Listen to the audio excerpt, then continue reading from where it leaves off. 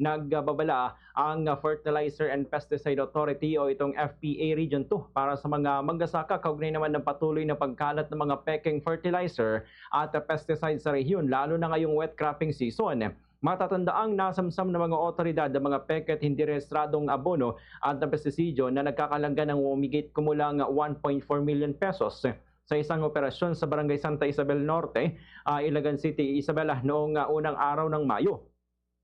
Sa panayam ng Bombo Radyo Kawayan kay FPA Region 2 Regional Manager Leo Bangad, sinabi nito na isinagawa ang operasyon matapos naman na ilabas ng korte ang search warrant sa isang bahay kung saan nadiskubre ang mga containerized fertilizer stock na hinihinalang illegal na ginagawa at pinapamahagi.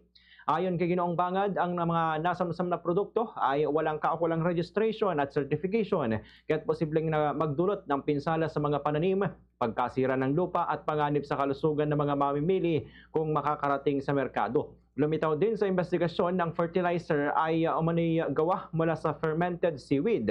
Sa lugar ay nadiskubre rin ng mga otoridad ang mga kagamitang ginagamit sa paggawa nito tulad ng mga drum at containers.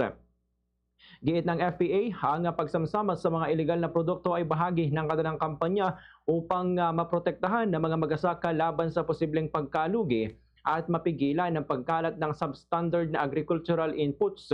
Paalala ng ahensya sa mga magsasaka, bumili lamang ng mga farm inputs sa mga rehistradong agricultural supply stores at iwasan ang mga nag-iikot sa komunidad na nagbebenta ng abono at pesticide na posibleng peke. Dagdag pa ng FEA, malagang tiyakin na rehistrado at dumaan sa masusing paghusuri ng pamalaan ang bawat produktong ginagamit sa pagsasaka upang matiyak ang kalidad at kaligtasan nito. Ganitong bahagi ng pahayag ni Ginoong Leo Bangad.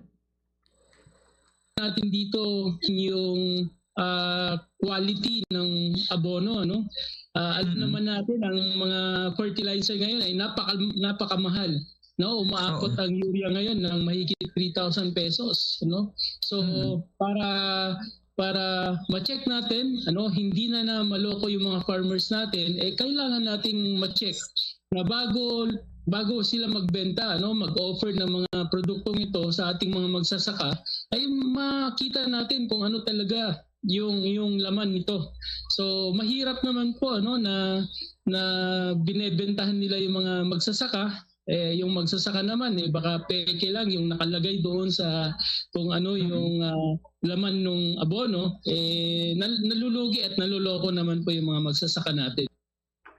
Fast sa radyo, Bombo!